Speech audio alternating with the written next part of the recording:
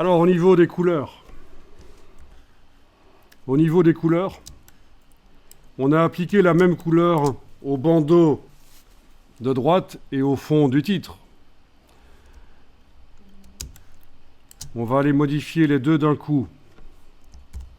Donc, vous pouvez cliquer à côté de la page, rien n'est sélectionné.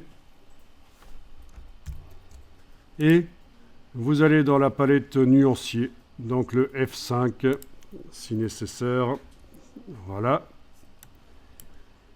Et si vous double-cliquez sur la couleur,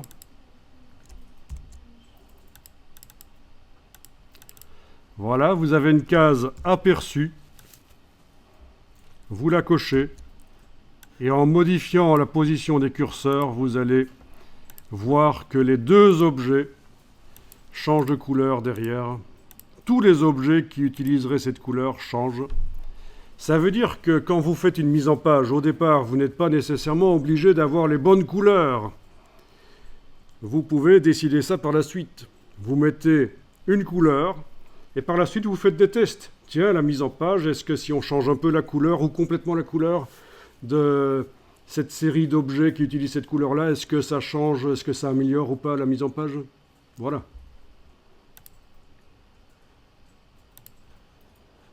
Donc ça, c'est pratique. Bon, ceux chez qui ça ne fonctionne pas, on vérifie quelque chose.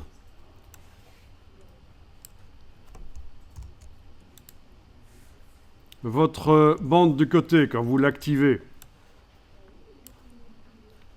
ça indique bien que la couleur utilisée, c'est celle-là. Oui. Votre titre, quand vous l'activez, ça indique bien aussi que la couleur utilisée, c'est la même. Oui.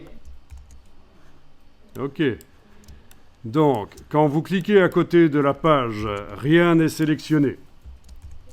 Et malgré tout, vous devriez arriver à télécommander la couleur en double-cliquant sur la couleur, en enclenchant la case aperçue et en bougeant les curseurs. Bien sûr, il ne faut pas que le curseur noir soit à 100%, sinon ça reste noir. Logique. Donc voilà, oui, le problème que tu avais là-bas, c'est que tu bougeais le curseur, mais tu ne le lâchais pas. C'est seulement quand on le lâche qu'on voit ce que ça donne.